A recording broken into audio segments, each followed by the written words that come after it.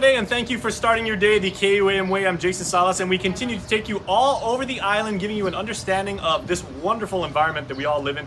And today, of course, is Wednesday, and as is our hump day tradition here, we are bringing you Crime Time, where we introduce you to the men and women, that's important, of the Guam Police Department, showing you the wonderful job they do and show you a little bit of the operations that they do to run and secure our island. Of course, we've got Sergeant Paul Tapal from GPD here.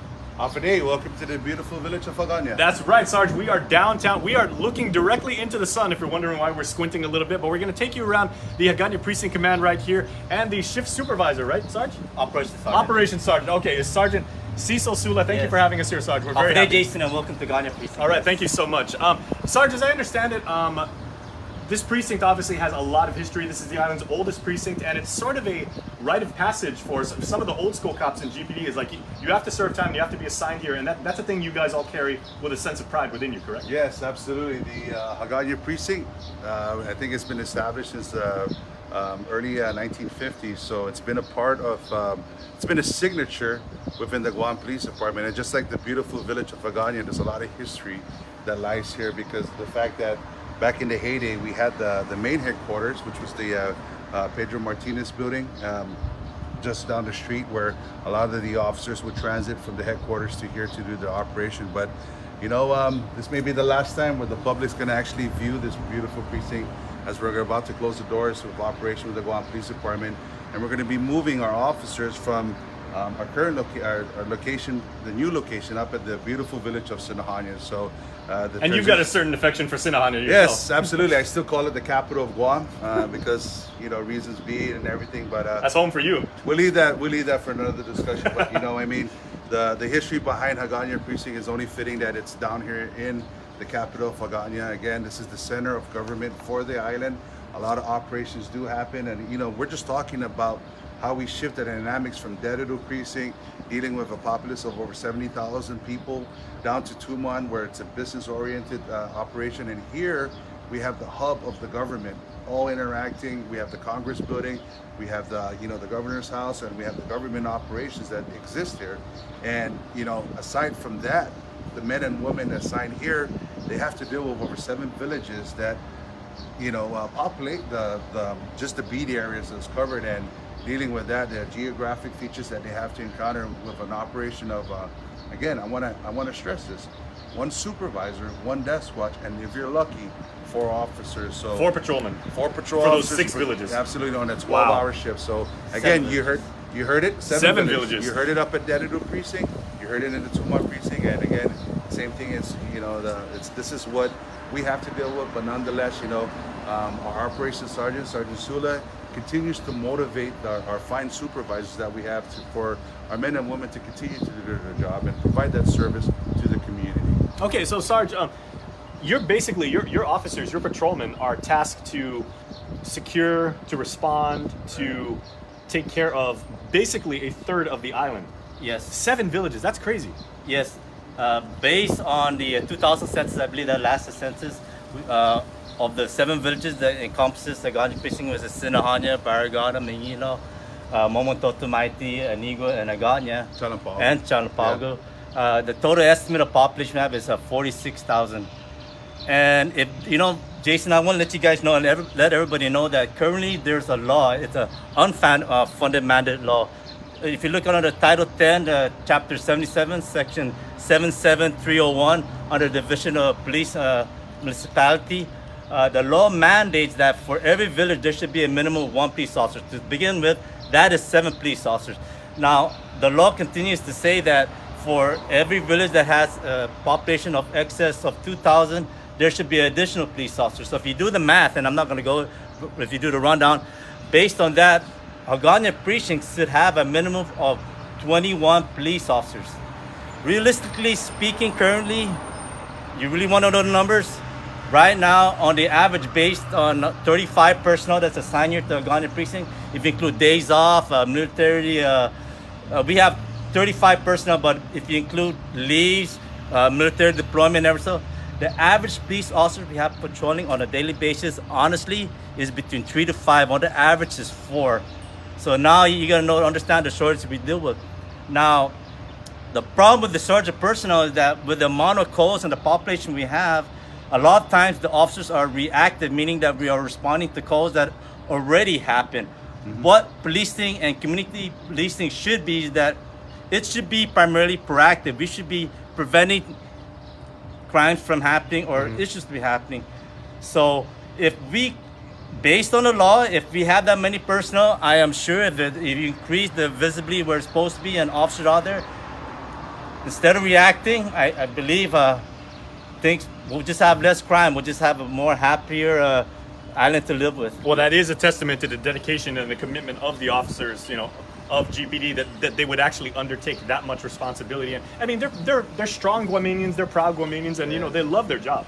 Yeah, absolutely. And if I can just highlight on what Sergeant Sula had mentioned, he's spot on, you know, with the public law and everything. But again, you know, with the new administration coming in, with the leadership, with the Honorable the Governor Lulian Guerrero, and of course, you know, the Lieutenant Governor Joshua Tenorio, working alongside with the Acting Chief Stephen Ignacio, we are putting, you know, officers. We're looking at candidates. We're looking at over 30 officers that have gone through the background investigation that are actually doing a polygraph test. So we should be seeing that numbers increase, and we're trying to stay in compliance with the law. So the new administration is giving the support to Acting Chief Ignacio to continue a cycle where we can actually bring the numbers up so that we can fulfill the law. So, you know, the challenges are there. We see the challenges, and the beautiful thing about it is that we identify where the challenges lie, and whether it be recruitment, whether it be retention, you know, rest assured, this administration, alongside with the leadership within the Guam Police Department, is going to continue to keep moving forward and bringing the officers out into the street so that we can fulfill the numbers that are required and mandated by law. So, you know, it may take time, but they're moving. You know, the wheels, the gears are turning. We're starting to see you know, like I said, the polygraph test is ongoing, so we should be seeing some officers coming out, standing in the ready position, standing in the attention position in front of the cadres, and within another 6 months, we'll be able to deploy them out into the streets and then start another cycle so that we can fulfill that mandated law. Okay, well, tell you what, guys, we are of course in Hagatna. When you're down here, you have to walk around. There's no way you cannot take in all the history. So, as I'm talking to the two sergeants, guys, I'm just thinking about Sergeant Sula that Hagatna, is everybody knows it as the capital, but not a lot of people realize that this is the least populated village in terms of the number of people who actually call Hagatna home and have their houses here. But at any given moment, day or night, there's so much happening here. Like Sergeant Tapao was saying, there's so much Gov Guam activity there. There's so many businesses down here. You know, like most legal firms have at least some presence down here. What is it like being on patrol, and the difference between like day and night, the type of trouble calls and the cases that you have to respond to? Well, day and night, basically, Day we and night. respond. Yeah, I'm sorry. Usually during the day, we usually get a lot of calls like burglaries, things that happen overnight, cars broken into. But at night, Agana for some reason has a high population of homeless, and I believe because we have some facilities down here that accommodate them, like Guam San Francisco. Guam, San Francisco, so it attracts a lot of homeless. The problem is that after night is that they come around and they loiter. I'm not gonna pick on them, but they do a lot of stuff that does increase the crime here in Agana. Okay, so one of the things that I do notice that everybody invariably notices when they come down to this precinct is not only is this a police precinct, like you said, you've taken us to Tumon, Sarge, you've taken us to Dedido, and of course you have your holding cells there. Over here, everybody always notices, we'll give you a shot of that. This is also the Hagatna Lockup, right? So this is a lot more than just a couple holding cells. This essentially is a jail. Yes, absolutely. This is our federal detention facility. It also acts as the processing part for whenever we make an arrest. So just draw your attention to that. That's the main entrance to gain entry into the federal, the detention facility, which is hosts the federal side, and again the processing side. So really bleeding over and from the population up at the main facility up at Manila, coming down here. This is where they pretty much house the federal clients that they do have to entertain. But when we make an arrest, we would actually have to bring them down here so that they can be processed and confined at the Department of Correction until they have their day in court. So the process and everything of making the arrest, coming down to the Agana precinct, processing our arrestees and coming down here, it really is, you know, the partnership that we have with our fellow law enforcement, with the Department of Correction, and understanding the challenges, because to process a client or an arrestee may bring the officers downtime to at least 3 to 4 hours, because of the fact that we have to make sure that they're safe, make sure that they don't need medical attention, make sure that there's nothing that will prevent him from actually entering the Department of Correction for the confinement process while he waits his day in court. Yeah, and of course, again, this is Hagatna where so much Guam history lies. And Sarge, you know, everybody walks around here, they see, you know, there's Mighty Purple over there where you can get like a really good breakfast. You can have like a really nice acai bowl. You've got the museum over there. You've got Academy. You've got the cathedral. And yet right behind you, you see, you know, you take a look at the razor wire and, you know, all the facilities. It's a secure area, but it really gives you a sense of, wow, these guys are really working hard to make sure that our streets are safe. Yeah, absolutely. Like I said, the history and everything, it's here, you know, and as we bid farewell and we say goodbye to the precinct, you know, there's one signature that I want to highlight. And last week was when we featured the 2-month precinct. I know we got a little bit touchy, but you know what really brings us into reality as police officer is on every 15th of May we honor our fallen soldier and our fallen officers in what we, you know, in our celebration of Police Week. And standing behind, you know, what we have behind us is actually the memorial that captures and memorializes every law enforcement officer that paid the ultimate sacrifice or gave the ultimate sacrifice while in the line of duty. And it really is, like I said, you know, if we're gonna keep history into perspective, this brings us back to reality as police officers. This really hits home whenever we don our Class A's and we memorialize our brothers and sisters who fell before us. It really puts a setting of what we do and the calling that we answer, and the duty that lies before us. And I mentioned that for GPD, this is hallowed ground. This is, you know, and it really, you know, I mentioned that there's 2 ways that an officer can perish in the line of duty, and one is involved in a traffic crash, which we feature with Sergeant Frankie Smith, and of course either getting shot or stabbed while in the line of duty while performing your law enforcement operation. So can we take a closer look? Yeah, absolutely. You know, again, May 15 is when we memorialize, and it's nationwide. You know, and this is an honor where, you know, we get an opportunity to meet the families and just pay tribute and give them that. You know, we memorialize each and every fallen officer, first responder in both our federal side, our local counterparts such as conservation, and you know it's. And there's 16 names here, like, yeah, if my count's correct. And some of the first one goes all the way back to 1964, correct? Yeah, absolutely. And you know, this is a very celebrated moment where we actually pay tribute to those who've fallen before us. So, you know, history and everything that's memorialized, it really hard. It Okay, really is. Now, Sergeant Sula, as someone who is, you know, because you are the operations chief, you know, it's your duty to also tell incoming officers and people just, you know, new recruits that just finished the academy, this isn't just like a part of our precinct and everything. This is history that you have to understand. Right. These people came before you. They gave their lives in, you know, in the line of duty and everything. So how do you ensure that new recruits and, you know, new officers, they don't just walk by here and they don't just, you know, over time, you know, they just say, okay, here's the memorial. How do you ensure that they actually know exactly what this means to the department? Oh, the reality that our profession is very susceptible, you know, and I remind them that never take things for granted, never be complacent. I mean, you got to dot your I's, dot your T's, make sure everywhere you go, you can meet the nicest person in the world, but he can be your worst enemy, and you can meet the most, I say, toughest looking person, but he may be your best friend. But the thing is, you can't be judgmental, and you just gotta treat based on your training and follow the training you get through the academy. Mm-hmm. Yeah. Yes.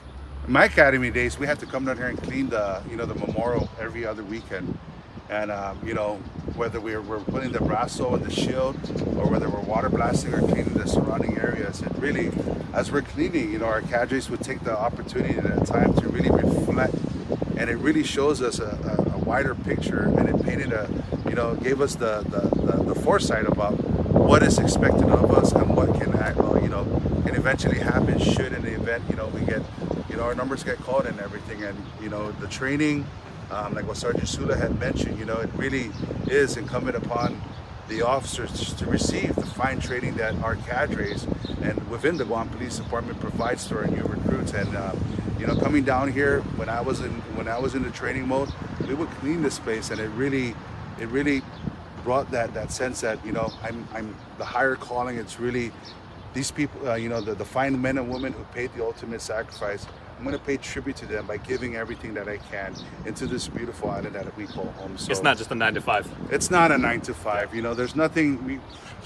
If you call it 9 to 5, you become complacent, and that's one thing that we stress. You know, you can't be complacent in this work. And those people never make it through the academy if you just think it's a 9 to 5 job. Absolutely. You know, you got to expect the unexpected. You know, a fine captain once told me. I'm not going to say his name. You know, Captain Castro once told me. You know, when I was earning my bones through the academy, was that never underestimate the old lady with the cane, because you never know what can happen. You know?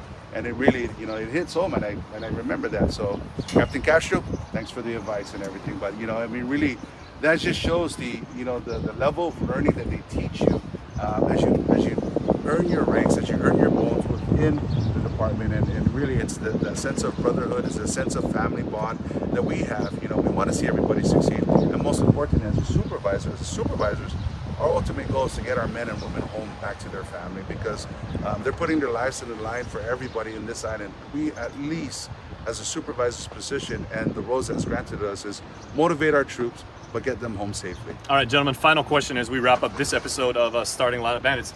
There's just so much, not just history, but so much emotion here. But as you're preparing to move up the hill to Sinajana, to the new precinct command, when is this going to take place? And for the people maybe in Hagatna and the villages that you serve, how can you address their concerns, and they'd be like, okay, well, if you're moving, I'm going to get the same level of responsiveness. I'm going to get the same level of security in my neighborhood. And what would you like to say to them about the move?